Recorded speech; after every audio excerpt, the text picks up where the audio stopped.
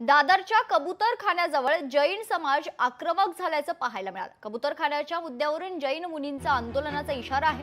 आंदोलन सुरू राहणार, शांत बसणार नाही असं जैन मुनी निलेश चंद्र यांनी सांगितलं। वेळ आली तर शस्त्र देखील उचलू असा इशारा जैन मुनींनी दिला। 13 ऑगस्टला पुढील निर्णय घेऊ, कबूतर मरता कामा नये असं देखील जैन मुनी निलेश चंद्र म्हणाले।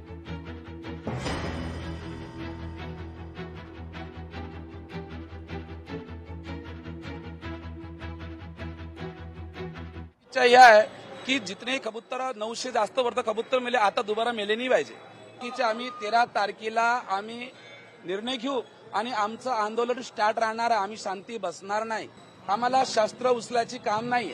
आमचे शांतीने दादा आम्ही शांतीने करू। काही शस्त्र जे लोक शस्त्र उचलते आमचे लोक नव्हते, परंतु आम्ही शस्त्र उचलणार नाही। यदि जर जरूरत पडली आम्हाला आम्ही शस्त्र पण उचलू करून आम्ही संविधानाला मानत आहे ना, आता कोर्टाला मानतो ना, देवेंद्र फडणवीसला मानतो ना।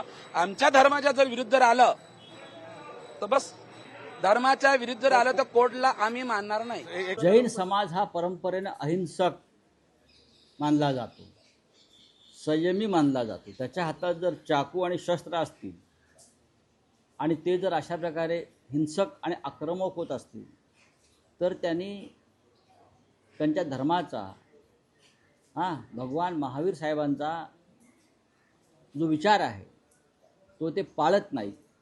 याचं कारण या समाजाला हिंसक बनवण्याचं काम हे भारतीय जनता पक्ष करतो आहे। नरेंद्र मोदी, अमित शाह करतात। त्यांच्यामुळेच हा समाज आपल्या विचारापासून, आपल्या धर्माच्या विचारापासून दूर जाताना मला दिसतो। अजून चालू होते कोर्टात आणि महत्त्वाची गोष्ट एवढंच आहे की स्थानिकांना जे पाहिजे असतं तेच झालं पाहिजे, तिथे जे राहणारे नागरिक आहेत तेच झालं पाहिजे।